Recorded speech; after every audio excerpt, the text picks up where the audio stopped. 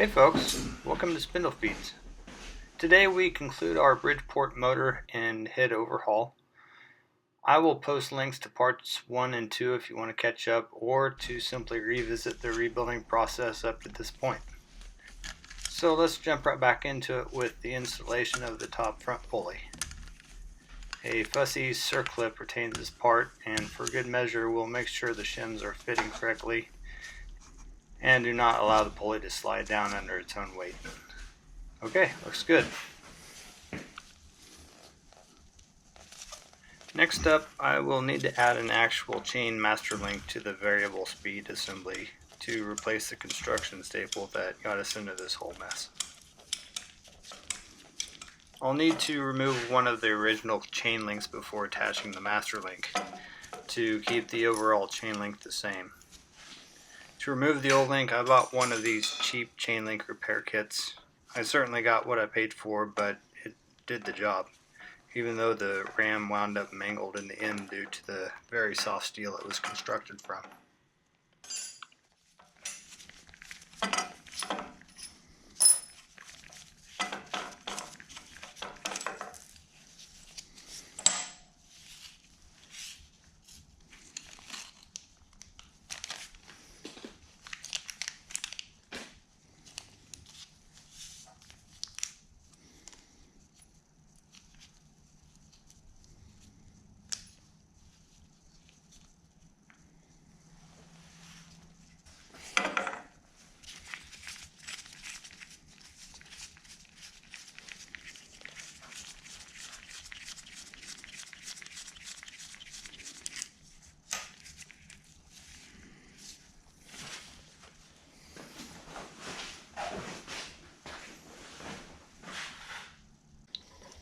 If you ever find yourself needing to reconnect the chain between the tilt plate and the speed adjustment gearbox, it is best to first remove the tilt plate and speed change assembly from the pulley cover. You will find much less cursing is required to complete this task with this approach.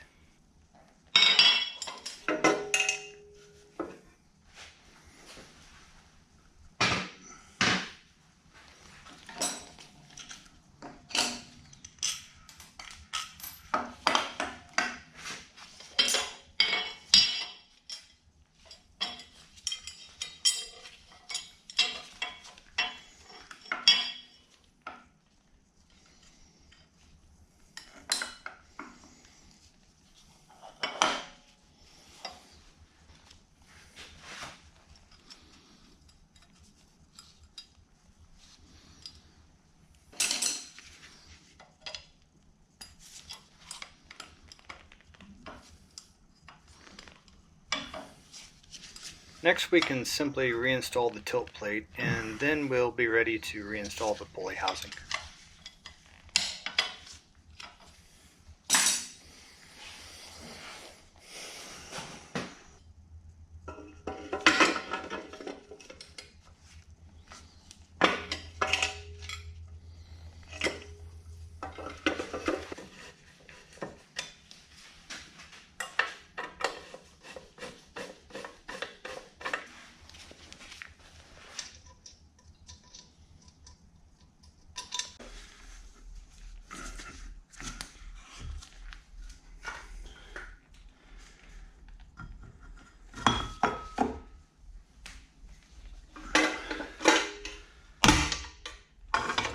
Now that the housing is on, we reconnect the tilt plate to the front upper pulley and reconnect the variable speed gear housing assembly.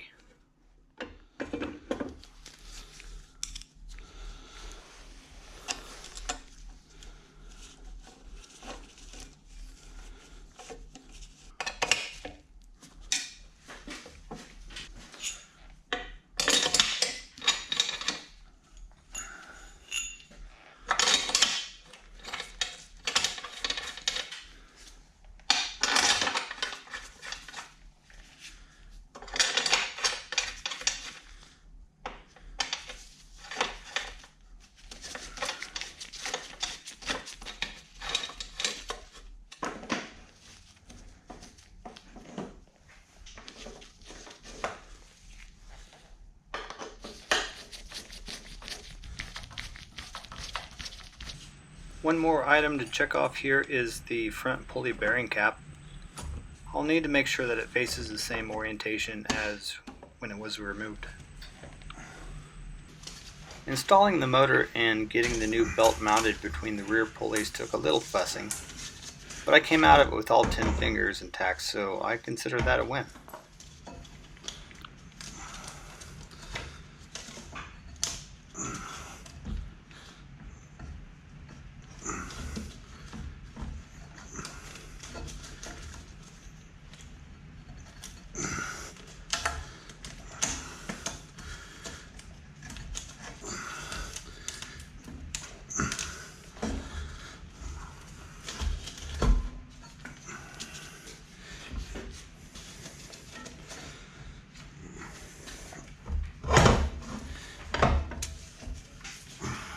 I'll need to install and snug these two motor bracket bolts, and then we should have the top end buttoned up.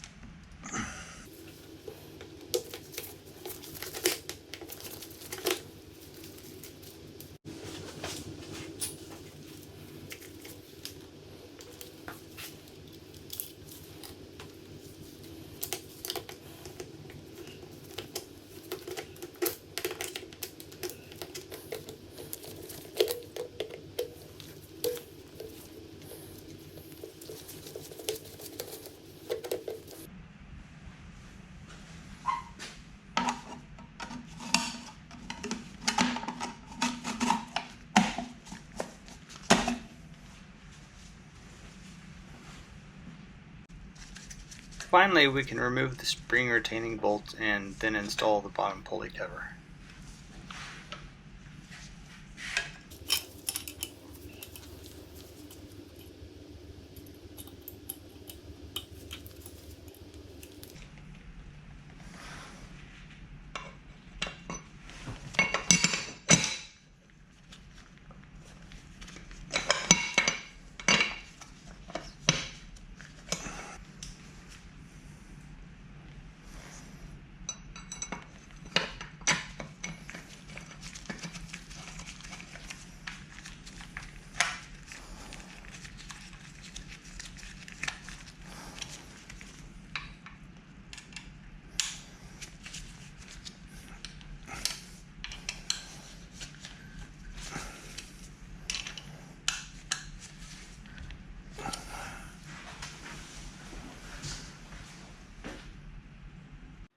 I have never really liked the tiny Bridgeport quill lock handles. I'm always afraid that my finger is going to be oily and slip off that handle when tightening it, and then my finger is going to wind up right in the cutter or a drill bit. Well, I found this aftermarket extended handle that is spring-loaded and indexable. It's a breeze to install, so I went for it.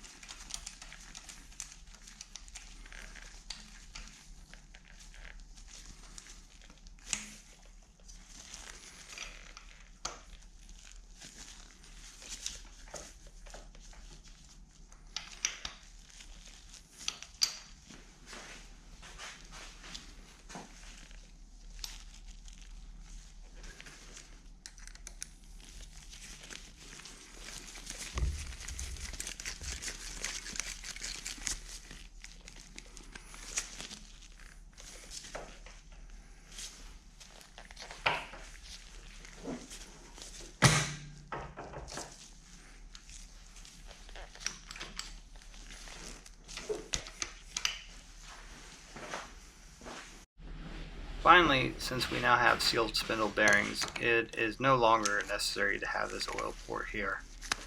So I'm going to remove the cup and install a plug in its place.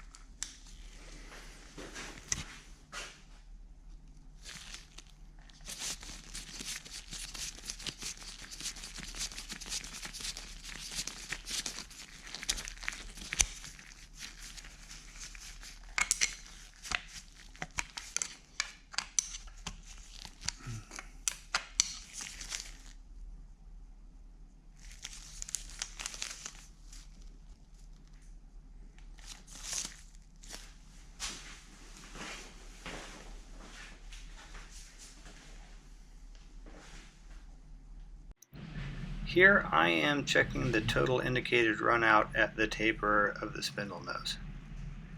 Now off camera I've removed the spindle 3 times to reclock the bearings to get the least amount of run out I could.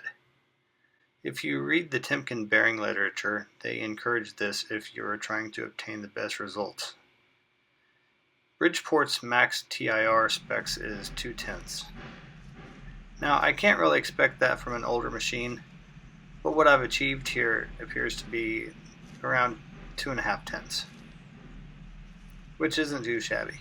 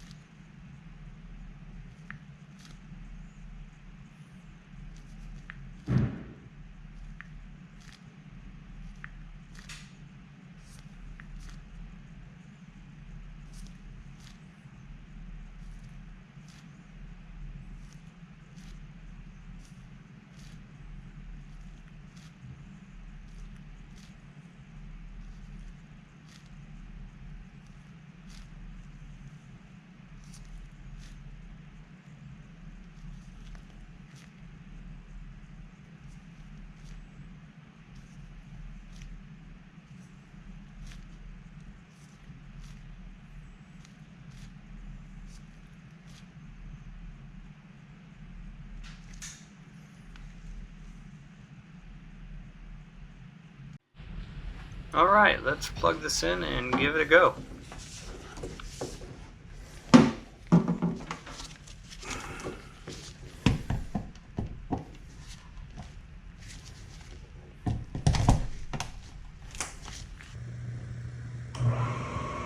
Oh man, that is so much quieter. The difference is like day and night. I mean, there were times I would have to wear earplugs because this thing was so loud. This room has steel walls which amplify everything anyway, but this is such a welcome improvement and I just couldn't be more pleased. Okay guys, well it only took 3 episodes to make it through this process, and there were some frustrations with the camera losing footage, but hopefully you were able to learn a thing or two throughout this journey. If you have, then I hope you will consider hitting that subscribe button and leave me a thumbs up or drop a comment. I will leave a link to where I've obtained these parts for this rebuild, though I am in no way affiliated with the supplier and I have paid for all these parts in this project. Well, until next time, thanks for watching.